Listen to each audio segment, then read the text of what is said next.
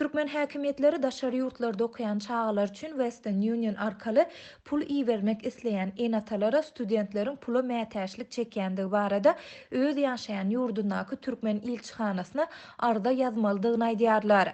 Şol bir wagtda olar pula mätäçlik çekýändikleri barada arda ýazan studentleriň dynjalyşda Türkmenistana dolananda ýyllaryna okuwa goýberilmejekdigini duýdurýarlar. Bu barada Aşgabatly bir ýaşaýjynyň daşary ýurtda okuyan çağasyna Western Union pul geçirim hyzmatlary arkaly $500 iýermek üçin ýurdun daşary işler ministrligine we döwlet migrasiýa gullugyna ýazan ardalaryna dilden berilen jogapda aýdylýar.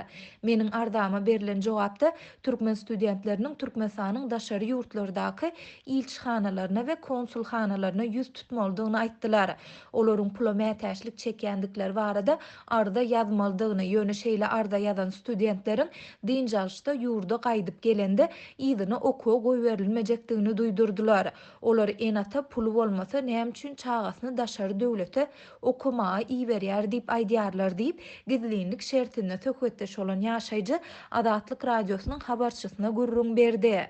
Habarçynyň sözüne görä häzirki wagtda raýatlar işleýändigi hakyndaky guwanamany we beýleki ençeme resmi namany değişli türkmen banklaryna tawşyrsa, onda olar Western Union arkaly resmi kurs esasında her ay $200 daşary ýurtlarda okuyan çağalaryna iýerip bilýärler. Ýöne käbir bank işgärleriniň anonimlik şertinde habarçymyda aýtmagyna görä, hökümete ýakyn ýa-da welipeli adamlaryň daşary ýurtlarda okuyan çağalaryna Western Union arkaly her ay $500 iýermegine ruhsat berilýär.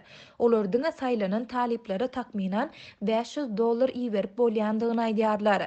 Şol sebäpli häzir köp adam daşary işler ministrligine we döwlet migrasiýa gullugyna arda ýazýar diýip habarçy belledi. Adatlyk radiosu bu aýdylanlar barada ýurdun daşary işler ministrliginden, döwlet migrasiýa gullugundan we türkmen banklarynyň kommentari alyp bilmedi. Bu maglumatlar Türkmenistanyň Merkezi Bankynyň pandemiýa sebäpli daşary ýurtlardan dolanyp bilmeýän türkmen raýatlaryna Western Union arkaly her aýda 200 däl de $500 çenli iýermäge ruhsat berendigi baradaky habarlardan bir ay soňra gabat geldi. Geçen ay ýarym resmi türkmen portal neşirinde çykan bu habarda mümkinçiligiň daşary ýurtlarda bilim alýan türkmen studentlerine değişli däldigi hem bellenilipdi.